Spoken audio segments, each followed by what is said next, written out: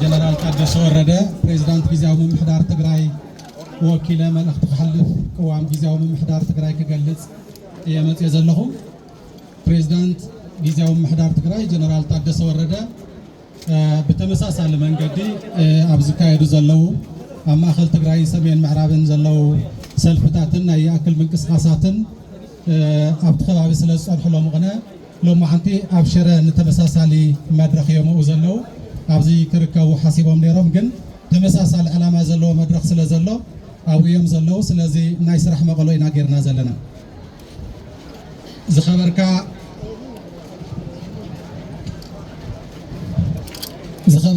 ኣብ ውሽጥን ወፃእን እትነብር ህዝቢ ትግራይ ዝኸበርኩም ብሰንኪ ጀኖሳይዳዊ ኩናት ካብ ናብራኹምን መረበትኩምን ተፈናቂልኩምን ተሰዲድኩምን ኣብ መስርሕ ሰላም ስምምዕ ፕሪቶሪያ ተስፋ ጌርኩም ናብ መረበትኩም ክትምለሱን ዝተበተነ ስድራኹም ክትእክቡን እናተጸበኹም ክሳብ ሕዚ ፍትሒ ሲኢንኩም ኣብ ውሽጥን ወፃእን ኣብ መዕቆቢ ጣብያታት ኣብ ከቢድ ሓሳረ መከራ እትሳቀዩ ዘለኹም ወገናትና ዝኸበርኩም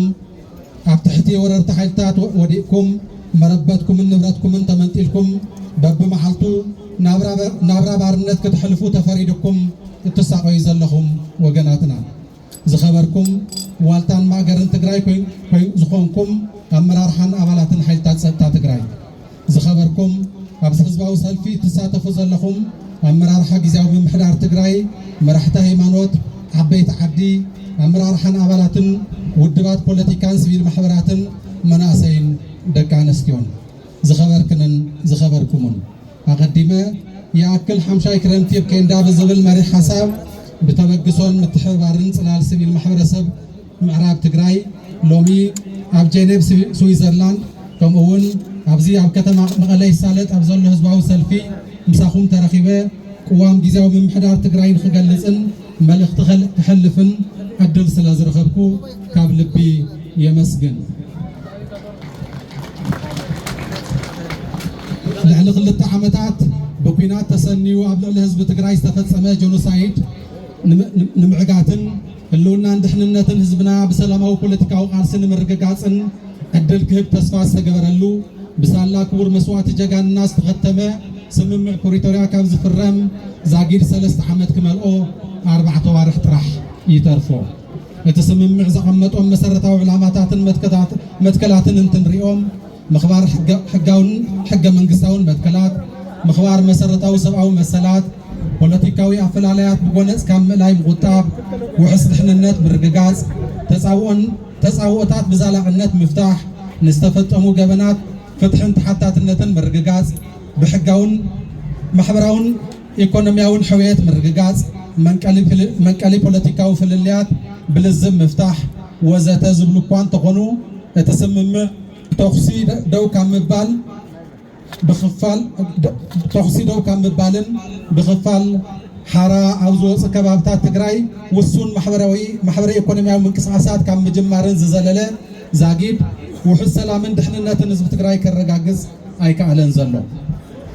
ከም ሳዕብየኑ ሕዚ እውን ህዝቢ ትግራይ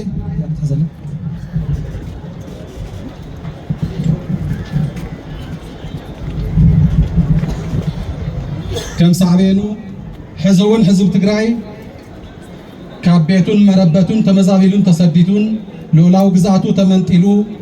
ሰብኣውን ዲሞክራሲያውን መሰላቱ ተጣሒሱ ድሕንነቱ ብሓደጋ ወዲቑ መሰል ዓሰብ ምምሕዳሩ ተኸልኪሉ ንዝተፈጸሙሉ ገበናት ፍትሒ ሲኢኑ ሓደጋ ህልውናን ድሕንነትን እንጸላልይዎ ብግፍዒ ይድፋእን ይብደልን ኣሎ እቲ ብኽቡር መስዋዕቲ ደቂ ህዝቢ ዝተፈረመ ስምምዕ ፕሪቶሪያ ንዝተማልአ ብርሰት ብምዕጋድ ህልውናን ድሕንነትን ከምኡውን መሰልን ብሔራዊ ረብሓን ህዝቢ ትግራይ ከረጋግጽ ኣብ ኢትዮጵያ ይኹን ኣብ ዞባ ውሕስ ሰላምን ጸጥታን ንምምጻእ ክጠቅም ብህዝቢ ትግራይን ብኻልኦት ደለይቲ ሰላምን ተስፋ ዝተገበረሉ እኳ እንተኾነ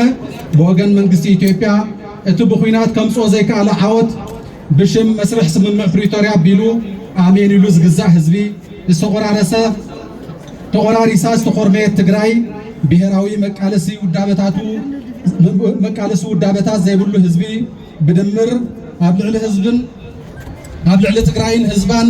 ዘነጻጸረ ለውጥ ጂኦግራፊን ዲሞግራፊን ንምምጻእ ክትቀመሉ ይፍትን ከም ዘሎ ናይ ኣደባባይ ሚስጥር እዩ ስለዝኾነ ኣብዚ እዋን መስርሕ ሰላም ስምምዕ ፕሪቶርያ ኣብ መንጎ ክልተ ተማዓዳደውቲ ሽቶታት ተወጢሩ ይጓዓዝ ኣሎ በቲ ሓደ ገጽ ህልውና ድሕንነት መሰልን ብሔራዊ ረብሓን ህዝቢ ትግራይ ብመሰረት ሕገ መንግስትን ንምርግጋጽ ዝዓለመ ቅኑዕ ባህጊ ሰላምን ረኸባን በቲ ካልእ ገጽ ድማ ትግራይን ህዝባን ብምንብርካኽ ሰዓሩ ኮይንካ ንምውፃእ ዝዓለመ ፍጹም ቅንዕና ዝጎደሎ ካይዳ ይረአ ኣሎ ከም ሳዕቤኑ እቲ ብሔራትን ብሔረሰባትን ኢትዮጵያ ካብ ባርነትን ሓሳረ መከራን ንምውፃእ ከቢድ መስዋዕቲ ከፊሉ ማሕርነት ዘረጋገፀ ህዝቢ ትግራይ ማሕርነት ሓሪምዎ መረበቱ ተመንጢሉ ተፈናቂሉን ተሰዲቱን ክብርታቱ ተሓዲጉ ኣደዳ ውርደት ጥሜት ሕማምን ሞትን ንክኸውን ተፈሪድዎ ትሕቲ ሰብ ኮይኑ ይነብር ኣሎ እቶም ካብ ፀገምን መከራን ክነውፆ ከይተምሃረ ዝተምሃርና ከይተምሃረ ዘምሃረና ልሂቃን ፖለቲከኛታትን ድማ ኣብ ትሕቲ ሓኽሊ ዘሎ መጠቓ ሰሊቡና ንርኢ ኣለና እዚ ዘበን ኣብ መዋእልን ታሪክን ትግራይ እቲ ዝኸፍአን ዝጸለመን እዩ እንተተባሃለ ብዙሕ ምግናን ኣይኮነን ህዝቢ ትግራይ በብመዋእሉ ከበድቲ ፈተናታት ተፈልየምዎ ይፈልጡ ብምዃኑ ኣብ ውሽጡ እንትልሕልሕ ፈተንኡ ይብርትዕ ኣብ ውሽጡ እንትሓብር ድማ ፈንፅሑ ይወፅእ ነይሩ ሕዚ እውን እቲ መፍትሒ ኣብ ውሽጡና እዩ ዘሎ ብድሕረትን ከባብን ክንሻኾትን ንቐዳምነት ዝወሃቦት ብሔራዊ ረብሓና ገዲፍና ኣብ ፀኒሕና ክነርክበሉ እንኽእል ዛዕባ ክንፅመድን እንተመሪፅና ብሔራዊ ሓድነትና ተበቲኑ ኣደዳ ፀላእቲ እንኾነሉ ዕድል ሰፊሕ እዩ ብኻሊእ ገጽ ኣብ ትሕቲ ወረርቲ ኮይኑ ዝሳቐ ዘሎ ህዝብና ሓራዝ የወፀ ልኡላውነትናን ከምኡውን ካብ መረበቱ ተፈናቂሉን ተሰዲቱን ዝሃልቕ ዘሎ ህዝብና ማእኸል ጌርና ክንሓብርን ክንቃለስን እንተኽኢልና ነቲ ደጋዊ ፀገምን ፈተናን ክንብድሆ ኣይክኸብደናን ሕብረትናን ሓድነትናን እንትሰጥም ኣብ ርሑቕን ቀረባን ዘለው ኩሎም ሓይልታት ይፈርሑና ይዶልዩናን የኽብሩና ብኣንጻሩ እንትንከውን ድማ ይንዕቁና ይደፍሩናን ይወሩናን ስለዚ ሕዚ እውን እቲ ቁልፉ ጉዳይ ኣብ ውሽጢ እዩ ዘሎ ሎሚ የኣክል ሓምሻይ ክረምቲ ብኬንዳ ብዝብል መሪሕ ሓሳብ ኣብ ውሽጥን ወፃእን ዝካየድ ዘሎ ህዝባዊ ሰልፍን ምንቅስቃስ ይኣክልን ፍትሓዊ ሕቶ ዝተሰከመን እዋናዊ ዛዕባን ብምዃኑ ጊዜያዊ ምምሕዳር ትግራይ ብልቢ ዝቕበሎን ዝድግፎን ተግባር እዩ ኣብ ልዕሊ ህዝቢ ትግራይ ተዳዕኒኑ ዘሎ ግፍዕን መከራን ካብ ዕቅን ንላዕሊ መሊኡ ይፈስስ ኣሎ ብምዃኑ ድማ ኩሉ ሰብ ዓቕሉ ይፅንቀቕ ኣሎ ስለዚ መንግስቲ ኢትዮጵያ ኮነ ማሕበረሰብ ዓለም ንድምፂ ህዝቢ ትግራይ እዝኒ ሂቦም ክሰምዑን ንሰላም ዋጋ ሂቦም ክሰርሑን ሕዚ እውን ደጋጊምና ንፅዋዕ ኣለና ህዝቢ ትግራይ ካሕሳን ሞሳን እምበር ግፍዕን መንከራን ዝግብኦ ህዝቢ ኣይኮነን በዚ ኣጋጣሚ ኣብዚ ህዝባዊ ሰልፊ ተረኺበ ንግዜያዊ ምምሕዳር ብምውካል ዘመሓላልፎ ቅዋማትን መልእኽታትን እንተሃልዮምኒ ሓደ ብሰንኪ ባዕላውን ወድዓውን ምኽንያታት ኣብ ሓደጋ ኣትዩ ዘሎ ብሔራዊ ሓድነት ህዝቢ ትግራይ ናብ ንቡር ንምምላስ ጊዜያዊ ምምሕዳር ትግራይ ምስ ኩሎም ዝምልከቶም ኣካላት ተቐራሪቡ ክሰርሕን ክቃለስን ምዃኑ የረጋግጽ ክልተ መንግስቲ ኢትዮጵያ ብመሰረት ስምምዕ ፕሪቶርያ ወረርቲ ሓይልታት ካብ ሕገ መንግስታዊ ግዝኣት ትግራይ ክወፁ ዘይሕጋዊ ምምሕዳራት ክፈርሱን ሓደሽቲ ሰፈርቲ ናብ ዝመፁሉ ቦታ ክምለሱን ንክገብር ከም ውፅኢቱ ድማ ኣብ ትሕቲ ወረርቲ ሓይልታት ዘሎ ህዝብናን ልኡላውነትናን ሓራ ክወፅእን ዝተመዛበለን ዝተሰደተን ህዝብና ድሕንነቱ ተሓልዩ ናብ መረበቱ ንክምለስን ጊዜያዊ ምምሕዳር ትግራይ ምስ መንግስቲ ኢትዮጵያ ተቐራሪቡ ክሰርሕ ከምኡውን ምስ መላእ استراتيجية قمتات تجري بمتحوارن نملا حزبنا بممرحن جبو كالس خجبر كم زخنا يرجعجز سلسته محبرة عالم بحافشة بفلاي دما حبرة أفريقيا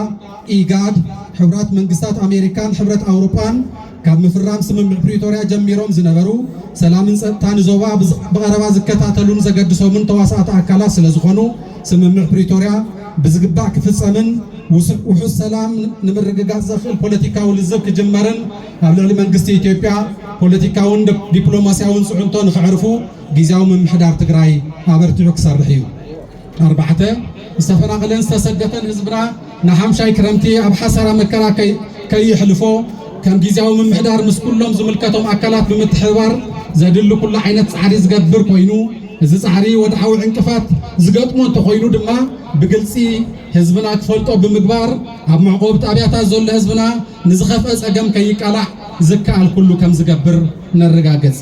5 ኩሎም ብሔራዊ ረብሓታት ትግራይ ብሰላማዊ መንገዲ ንምርግጋጽ ኩሉ ዓይነት ጻዕሪ ክግበር እዩ እንትንብል ብሰላማዊ መንገዲ እንተዘይተፈትሑ ክብርን ላዕላውነትን ትግራይ ተደፊሩን ተወሪሩን ክተርፍ እዩ ማለት ከም ዘይኮነ ክፍለጥ ይግባእ። 6 ሕርያን መትከልን ሕርያን ኩሎም ብሔራዊ ረብሓታት ትግራይ ብሰላማዊ መንገዲ ንምርግጋጽ ኩሉ ዓይነት ጻዕሪ ክግበር እዩ እንትንብል ብሰላማዊ መንገዲ እንተዘይተፈትሑ ክብርን ሉዕላውነትን ትግራይ ተደፊሩን ተወሪሩን ክተርፍ እዩ ማለት ከም ዘይኮነ ክፍለጥ ይግባእ። 6 ሕርያን መትከላዊ ቅዋምን ህዝቢ ትግራይ ምስ ኩሎም ናይ ቀረባን ርሑቕን ህዝብታት ብሰላምን ልምዓትን ተዛሚዱን ተኣሳሲሩን ምንባር ስለ ዝኾነ እዚ ባህጊ ንምርግጋጽ ጊዜያዊ ምምሕዳር ትግራይ ግቡእ ጻዕሪ ክገብር እዩ። ሕድሪ ስዋዕትና ንምውሓስ ላዕላውነትና የቕንየለይ